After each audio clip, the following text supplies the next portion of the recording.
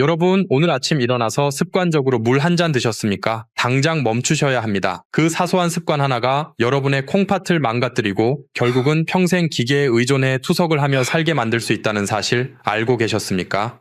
서울대병원 신장내과 연구팀의 10년 추적 결과입니다.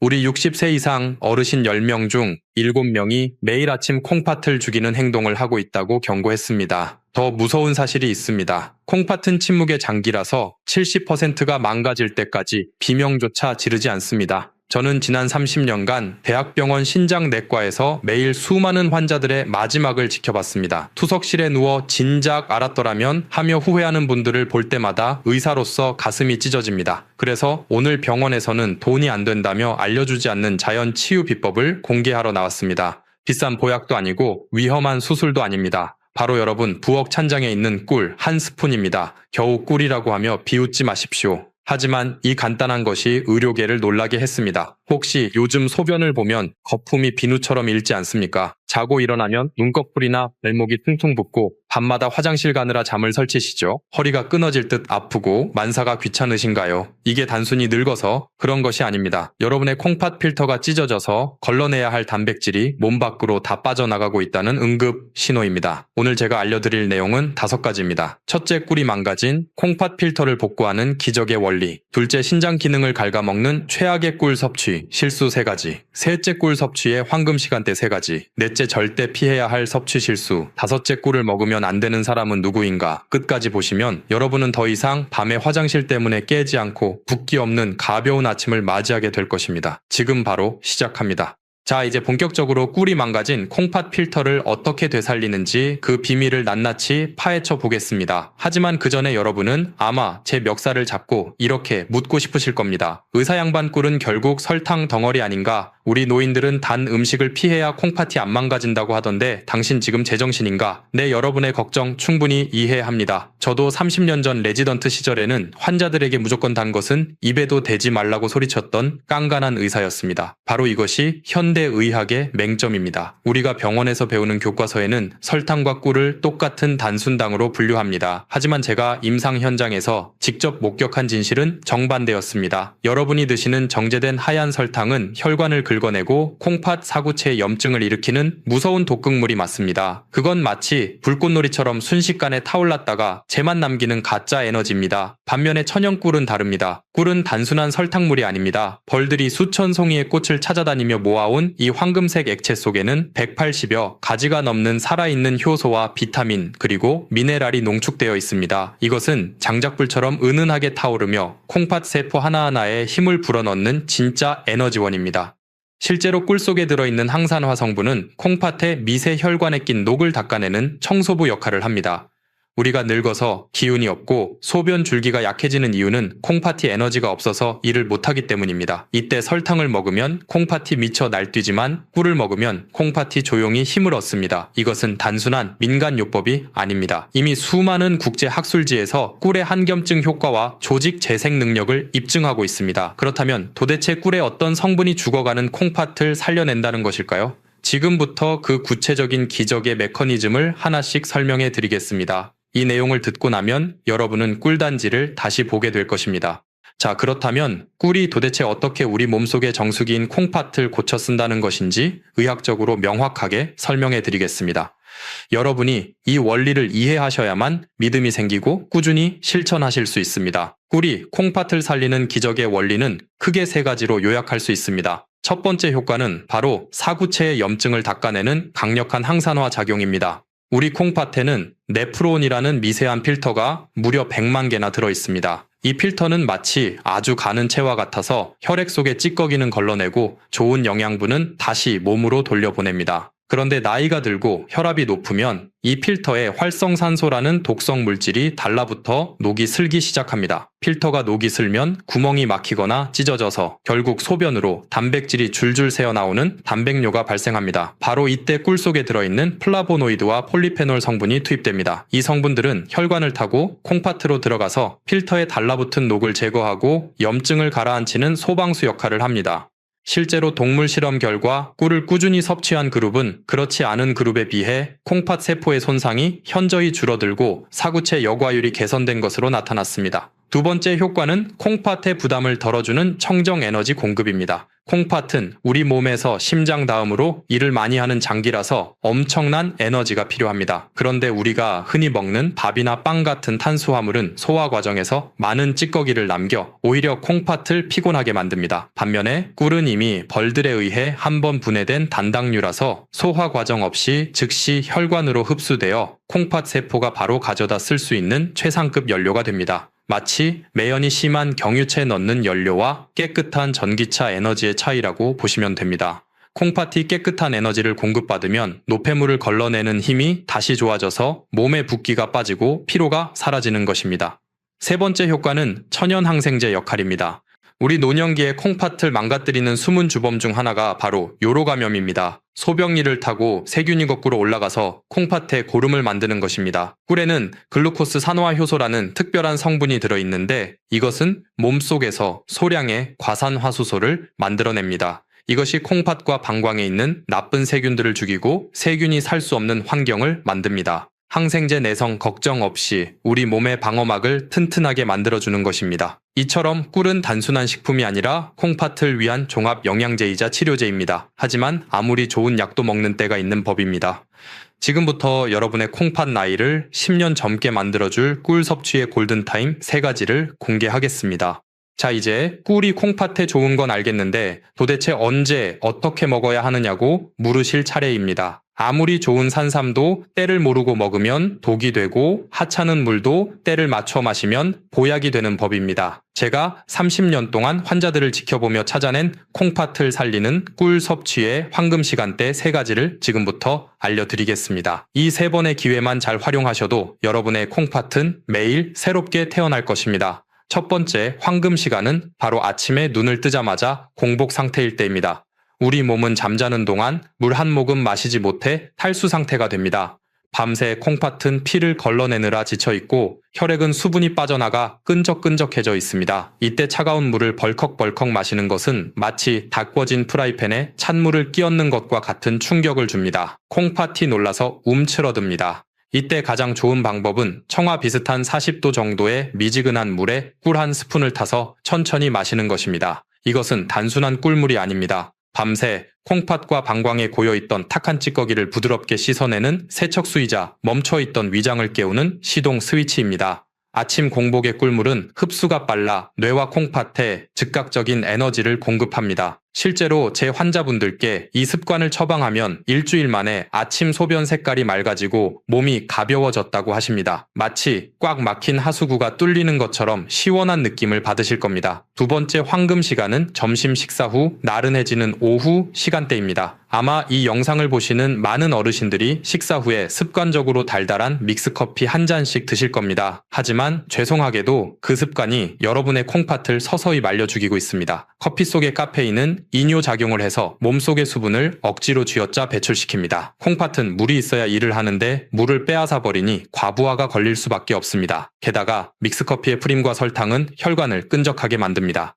이제부터는 오후에 커피 대신 따뜻한 꿀차를 한 잔 드셔보십시오. 꿀의 천연 당분은 급격한 혈당 쇼크 없이 오후에 피로를 풀어주고 무엇보다 콩팥에 수분을 공급해줍니다. 꿀에 레몬 한 조각을 띄우면 금상첨화합니다. 레몬의 구연산이 콩팥의 결석을 예방하고 피로 물질을 분해하기 때문입니다. 커피를 끊고 꿀차로 바꾼 지 한 달 만에 만성 피로가 사라지고 붓기가 빠졌다는 분들이 정말 많습니다. 세 번째 황금 시간은 바로 잠자리에 들기 1시간 전입니다. 아마 지금 고개를 갸웃거리는 분들이 계실 겁니다. 원장님, 자기 전에 물 마시면 밤새 화장실 들락거느라 잠을 못 자는데 그게 무슨 소리입니까? 네, 맞습니다. 그게 바로 우리 노인들의 가장 큰 고민인 야간요입니다. 하지만 제 이야기를 끝까지 들어보십시오. 제가 말씀드리는 것은 물을 한 대접 마시라는 것이 아닙니다. 아주 소량의 물에 타거나 혹은 꿀만 티스푼으로 한 숟가락 입안에서 녹여 드시라는 것입니다. 이게 왜 중요할까요? 우리가 밤에 자다가 깨서 화장실에 가는 이유는 단순히 소변이 마려워서가 아닙니다. 뇌가 에너지가 부족하다고 느껴서 잠을 깨우는 경우가 훨씬 많습니다. 우리 뇌는 잠잘 때도 엄청난 에너지를 쓰는데 간에 저장된 에너지가 바닥나면 비상사태를 선포하고 스트레스 호르몬을 분비해 잠을 깨웁니다. 그러면 우리 몸은 긴장하게 되고 덩달아 요일을 느껴 화장실을 찾게 되는 것입니다. 이때 자기 전 꿀 한 스푼은 간에 충분한 에너지를 비축해줍니다.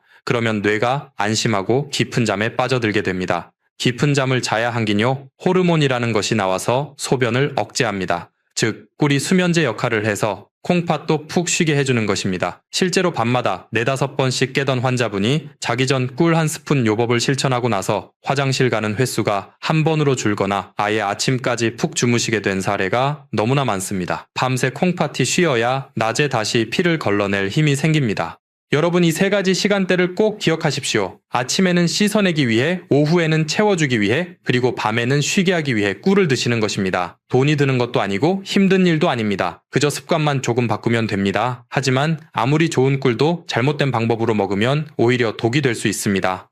다음으로 제가 말씀드릴 내용은 정말 중요합니다. 많은 분들이 실수하고 계신 꿀 섭취의 치명적인 문제점 3가지를 짚어드리겠습니다. 이 부분을 놓치시면 앞의 노력들이 물거품이 될 수 있으니 더욱 집중해 주시기 바랍니다. 앞서 말씀드린 3가지 황금 시간대를 잘 지키시더라도 지금부터 말씀드릴 이 3가지 실수를 범하신다면 모든 노력은 물거품이 되고 오히려 콩팥을 망가뜨리는 지름길이 될 수 있습니다. 꿀이 몸에 좋다는 말만 믿고 무턱대고 드시다가 응급실에 실려 오시는 분들을 볼 때마다 제 가슴이 너무나 아픕니다. 여러분은 제발 이런 실수를 하지 마시길 바라는 간절한 마음으로 꿀 섭취 시 콩팥을 파괴하는 최악의 실수 3가지를 말씀드리겠습니다. 첫 번째 실수는 바로 펄펄 끓는 뜨거운 물에 꿀을 타서 드시는 것입니다. 우리 한국 사람들은 뜨거운 국물이나 차를 마셔야 속이 풀린다고 생각하는 경향이 있습니다. 그래서 정수기에서 가장 뜨거운 물을 받거나 가스불에 물을 팔팔 끓여서 꿀을 타 드시는 분들이 정말 많습니다. 하지만 이것은 꿀을 드시는 게 아니라 설탕물을 드시는 것과 똑같습니다. 꿀 속에 들어있는 콩팥을 살리는 핵심 성분인 각종 효소와 비타민은 열에 굉장히 약합니다. 연구에 따르면 꿀이 60도 이상의 고열에 노출되면 그 속에 들어있는 좋은 성분들이 전부 파괴되고 변성되어 영양학적으로 설탕과 다를 바 없는 상태가 되어버립니다. 죽어버린 꿀은 콩팥에 들어가서 염증을 치료하기는커녕 당 독소만 남겨서 콩팥 필터를 더욱 끈적하게 만들 뿐입니다. 그러니 여러분, 제발 기억해 주십시오. 꿀물은 절대 뜨겁게 드시는 게 아닙니다. 물을 끓이셨다면 한 김 식혀서 손가락을 넣었을 때 따뜻하다고 느껴지는 약 40도 정도의 온도에서 꿀을 타셔야 합니다. 그래야 꿀 속의 효소가 살아 움직이며 여러분의 콩팥을 청소해 줄 수 있습니다. 두 번째 실수는 욕심을 부려 너무 진하게 드시거나 많이 드시는 것입니다. 아무리 좋은 약도 과하면 독이 됩니다. 어떤 분들은 꿀이 몸에 좋다고 하니 밥숟가락으로 듬뿍 퍼서 하루에도 몇 번씩 드시거나 물에 아주 진하게 타서 드십니다. 이렇게 되면 혈당이 급격하게 치솟습니다.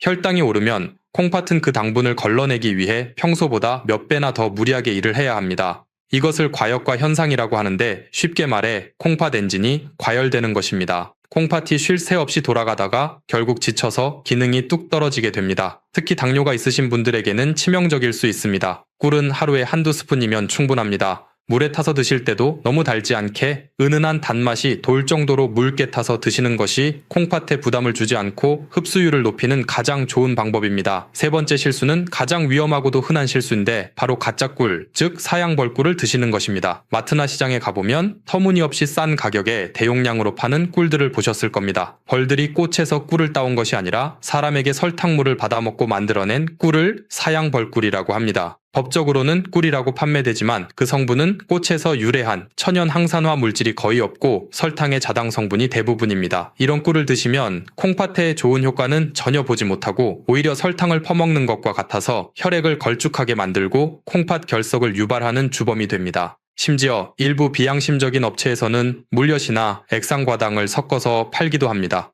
액상과당은 콩팥 세포를 직접적으로 공격하여 괴사시키는 아주 무서운 물질입니다. 그렇다면 진짜 꿀을 어떻게 구별할까요? 가장 쉬운 방법은 찬물에 떨어뜨려 보는 것입니다. 진짜 꿀은 찬물에 떨어뜨렸을 때 뭉쳐서 바닥으로 가라앉지만 가짜 꿀은 물에 닿자마자 쉽게 퍼져버립니다. 그리고 제품 뒷면의 라벨을 꼼꼼히 확인하십시오. 탄소동 유연소비라는 것이 있는데 이 숫자가 -22호 이하라야 진짜 천연 벌꿀입니다. 싼 게 비지떡이라는 말이 있듯이 내 콩팥을 위해 드시는 거라면 조금 비싸더라도 반드시 믿을 수 있는 양봉 농가의 천연 꿀을 드셔야 합니다. 이 세 가지 실수만 피하셔도 여러분은 꿀의 효능을 100% 아니 200% 누리실 수 있습니다. 자, 이제 꿀을 올바르게 고르고 먹는 법까지 알게 되셨습니다. 하지만 여기서 끝이 아닙니다. 꿀과 함께 먹으면 그 효과를 극대화해서 콩팥을 강철처럼 튼튼하게 만들어주는 짝꿍 음식들이 있습니다. 다음으로 소개해드릴 이 꿀 조합을 아신다면 여러분의 콩팥 건강은 날개를 달게 될 것입니다.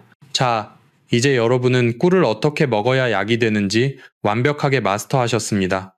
하지만 여기서 멈추기에는 너무 아깝습니다. 제가 30년 임상 경험을 통해 발견한 꿀과 찰떡궁합인 짝꿍 음식 두 가지를 더 알려드리겠습니다. 이 녀석들을 꿀물에 살짝만 더해줘도 콩팥을 청소하는 능력이 배가 됩니다. 첫 번째 짝꿍은 바로 레몬이나 천연 식초입니다.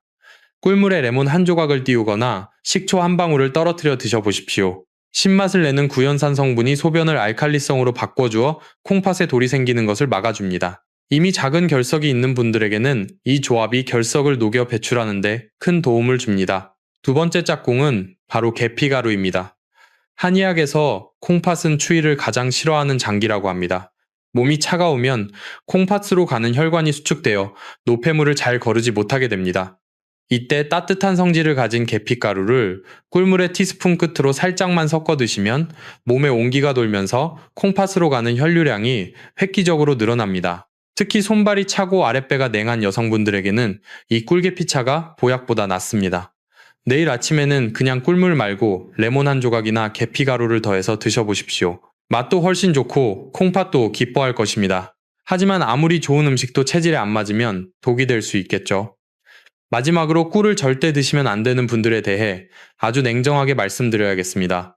이 부분을 모르고 드셨다가는 정말 큰일 날 수 있으니 해당되시는 분들은 귀를 쫑긋 세워주시기 바랍니다. 앞서 꿀이 콩팥을 살리는 명약이라고 칭찬을 아끼지 않았지만 세상 모든 만물이 그러하듯 꿀 또한 모든 사람에게 만병통치약은 아닙니다. 어떤 분들에게는 꿀 한 스푼이 오히려 콩팥의 숨통을 조이는 독약이 될 수도 있습니다. 제가 지금부터 말씀드릴 세 가지 유형에 해당하시는 분들은 꿀 섭취를 당장 멈추시거나 반드시 주치의와 상의하셔야 합니다. 여러분의 생명과 직결된 문제이니 부디 흘려듣지 마십시오. 첫 번째 절대금기 대상은 만성 신부전 4기 이상의 말기 신부전 환자분들입니다. 특히 병원에서 칼륨 섭취를 제한하라는 경고를 받았거나 현재 투석을 받고 계신 분들입니다. 꿀에는 칼륨이라는 미네랄이 들어있습니다. 건강한 사람이나 초기 신장병 환자에게 칼륨은 나트륨을 배출시켜 혈압을 낮추는 아주 고마운 성분입니다. 하지만 콩팥 기능이 10% 이하로 떨어진 말기 환자분들은 이 칼륨을 소변으로 배출하지 못하고 몸 안에 그대로 쌓아두게 됩니다. 혈액 속의 칼륨 농도가 높아지면 부정맥이 생기고 심하면 심장마비로 돌연사할 수 있습니다. 콩팥 좀 고쳐보겠다고 드신 꿀이 심장을 멈추게 할 수도 있다는 뜻입니다. 그러니 투석 환자분들은 절대 임의로 드시지 마십시오. 두 번째 대상은 혈당 조절이 전혀 되지 않는 중증 당뇨 환자분들입니다. 제가 꿀은 설탕보다 착한 당이라고 말씀드렸지만 그래도 본질은 당분입니다. 당화 혈색소 수치가 너무 높거나 인슐린 주사를 맞아도 혈당이 널뛰게 하는 분들이 꿀을 드시면 불난집에 기름을 붓는 격이 됩니다. 고혈당은 콩팥의 모세혈관을 설탕에 절인 과일처럼 딱딱하게 만들어버립니다. 이런 분들은 꿀을 드시기 전에 반드시 혈당이 안정화된 후에 아주 소량만 드셔야 합니다. 세 번째는 여러분 자신이 아니라 여러분이 목숨보다 아끼는 손주들을 위한 경고입니다. 혹시 손주가 감기에 걸렸다고 꿀물을 타먹이신 적이 있으십니까? 만약 아이가 생후 12개월, 즉 돌이 지나지 않았다면 그것은 아이에게 독을 먹이는 것과 같습니다. 자연 상태의 꿀에는 보툴리누스라는 균의 포자가 섞여 있을 수 있습니다. 어른들은 위산이 강해서 이 균을 다 죽이지만 장 기능이 덜 발달한 아기들은 이 균에 감염되면 근육이 마비되고 호흡 곤란이 와서 사망에 이를 수도 있습니다. 옛날 어르신들이 아기 입이 헐었을 때 꿀을 발라주던 민간요법은 이제 절대 하시면 안 됩니다. 이 세 가지 경우만 아니라면 꿀은 신이 내린 최고의 선물입니다. 자, 이제 여러분은 꿀에 대한 모든 이론적 무장을 마치셨습니다. 하지만 이론만으로는 부족합니다. 실제 삶이 바뀐 증거가 필요합니다. 마지막으로 저를 찾아오셨던 한 남성분의 놀라운 변화를 들려드리며 여러분께 희망을 선물해드리고자 합니다. 이분의 이야기는 바로 여러분의 미래가 될 것입니다. 이론보다 더 강력한 것은 눈앞의 증거입니다. 제가 7년 전 만났던 대구에 사시는 68세 김철수님의 이야기를 들려드리겠습니다. 이분의 이야기는 남의 이야기가 아니라 바로 여러분의 미래가 될 수 있습니다. 그분이 처음 제 진료실 문을 열고 들어오시던 날을 저는 아직도 잊을 수 없습니다. 얼굴은 흑빛이었고 발목은 코끼리 다리처럼 퉁퉁 부어 양말 자국이 선명하게 패여 있었습니다. 김철수님은 은퇴 후 평범한 삶을 살고 계셨지만 딱 한 가지 밤마다 찾아오는 소변 전쟁 때문에 삶이 지옥 같다고 하셨습니다. 하룻밤에도 5번씩 화장실을 들락거리는 통에 깊은 잠을 자본 게 언제인지 기억도 안 난다고 하셨습니다. 더 무서운 것은 동네 병원에서 콩팥 수치가 위험하니 조만간 투석을 준비해야 할 수도 있다는 청천벽력 같은 말을 들었다는 것입니다. 평생 가족을 위해 일만 했는데 늙어서 기계에 묶여 살아야 한다니 너무 억울하다며 제 앞에서 눈물을 흘리셨습니다. 저는 그분께 비싼 약 대신 오늘 여러분께 알려드린 꿀 섭취법을 처방해 드렸습니다. 아침에 일어나자마자 미지근한 꿀물을 한 잔 마시고 오후에는 믹스커피를 끊고 꿀차를 드시게 했습니다. 그리고 자기 전에는 아주 조금의 꿀을 입에 머금고 주무시도록 했습니다. 처음에는 반신반의 하셨습니다. 겨우 꿀 따위가 뭘 하겠냐는 표정이셨습니다. 하지만 지푸라기라도 잡는 심정으로 딱 한 달만 해보시라고 설득했습니다. 결과는 어땠을까요? 기적은 조용히 찾아왔습니다. 일주일이 지나자 아침 소변에 가득했던 거품이 눈에 띄게 줄어들기 시작했습니다. 2주가 지나자 밤에 화장실 가는 횟수가 5번에서 2번으로 줄었고 아침에 일어날 때 머리가 맑아졌다고 전화를 주셨습니다. 그리고 대망의 한 달 뒤 다시 병원을 찾았을 때 김철수님의 얼굴에는 화색이 돌고 있었습니다. 무엇보다 퉁퉁 부었던 발목이 날렵해졌고 검사 결과 치솟던 크레아티닌 수치가 더 이상 오르지 않고 안정권에 머물러 있었습니다. 의사로서 가장 보람찬 순간이었습니다. 지금 김철수님은 어떻게 지내실까요? 70대 중반이 되셨지만 여전히 투석기 없이 건강하게 등산을 다니십니다. 꿀 한 스푼이 죽어가던 콩팥의 불씨를 다시 살려낸 것입니다. 김철수님의 이야기는 특별한 기적이 아닙니다. 올바른 방법으로 꾸준히 실천한다면 바로 내일 여러분에게 일어날 현실입니다. 자, 이제 여러분의 차례입니다. 오늘 당장 시작할 수 있도록 제가 마지막으로 여러분께 부탁드리고 싶은 것이 하나 있습니다. 자, 여러분, 이제 오늘 긴 시간을 마무리할 때가 되었습니다. 제가 오늘 여러분께 목이 터져라 강조한 꿀 한 스푼의 기적은 단순히 몸에 좋은 음식을 챙겨 먹자는 가벼운 제안이 아닙니다. 그것은 평생을 가족과 자식을 위해 헌신하며 정작 자신의 몸은 돌보지 못했던 우리 시대의 모든 아버지와 어머니들에게 드리는 의사로서의 참회이자 절박한 호소입니다. 지난 30년간 저는 투석실에서 수많은 이별을 지켜봤습니다. 평생을 성실하게 사셨지만 단지 콩팥을 지키는 작은 지혜를 몰라서 차가운 기계에 팔을 맡기고 남은 생을 병원에서 보내야 했던 분들의 눈물을 저는 잊을 수 없습니다. 여러분은 부디 그런 고통을 겪지 않으셨으면 좋겠습니다. 나이 들어서 자식들에게 짐이 될까봐 걱정만 하지 마시고 오늘 당장 부엌으로 가서 따뜻한 물에 꿀 한 스푼을 타서 드십시오. 그 달콤한 한 잔이 지쳐있는 여러분의 콩팥을 위로하고 꺼져가던 생명의 불씨를 다시 살릴 것입니다. 돈이 수천만 원 드는 것도 아니고 힘든 수술도 아닙니다. 내 몸을 사랑하는 이 작은 실천이 여러분의 10년 뒤 미래를 차가운 병원 침대가 아닌 따뜻한 공원에서 손주들과 뛰어노는 모습으로 바꿔놓을 것입니다. 그리고 오늘 제가 전해드린 이 정보가 누군가에게는 생명을 구하는 동아줄이 될 수도 있습니다. 주변에 콩팥 때문에 걱정하는 친구나 밤잠을 설치는 이웃이 있다면 주저 말고 카카오톡으로 이 영상을 공유해 주십시오. 좋은 것은 나눌수록 커지는 법입니다.